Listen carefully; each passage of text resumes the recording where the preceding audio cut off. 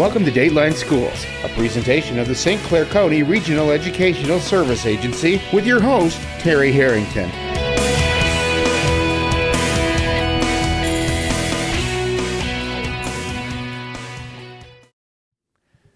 All this week on Dateline Schools had the privilege of visiting the East China Public School District and learning more about the MEAP tests that our students are going to be taking starting next week. And to tell us all about it, my guest this week is Brenda Tenniswood. She's the Assistant Superintendent for Instruction here at East China.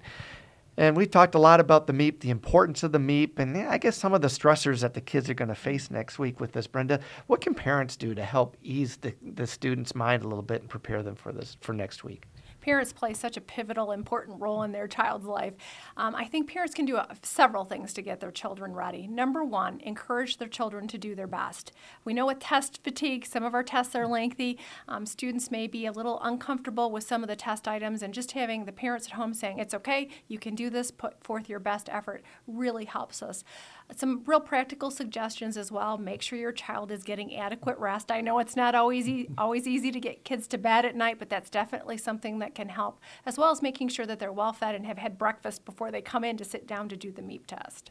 I mean, those are some things that you should be doing every school day, right? Yes, absolutely. We certainly appreciate that partnership with parents. I think the other thing with MEAP is just reducing the anxiety. You know, we're always trying to strike that fine balance between wanting students to do their very best to show what they've learned and what they know, but at the same time not increasing the anxiety about the test. So striking that balance is really helpful. And it's okay for the parents just to talk about it, just kind of in general terms like they would for a spelling test or any other assessment that the students do during the school year. Absolutely. So some test-taking kind of skills that parents could tell their children would be, number one, it's okay to read the question before you read the text. Number two, when you're reading, if you're not quite sure of the answer, read all of the answers and get rid or eliminate the two or three that really don't make sense. So hopefully you're down to the final one that will answer the question appropriately.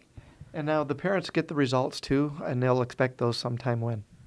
Typically, the results are unembargoed or are available to parents in the community, generally around March. It depends on when the Michigan Department of Education releases them, but typically around that third marking period time is when we're expecting to be able to share those out with parents. And if a parent has some questions about the MEAP, whether the schedule next couple of weeks or when they get the results back, what should they do?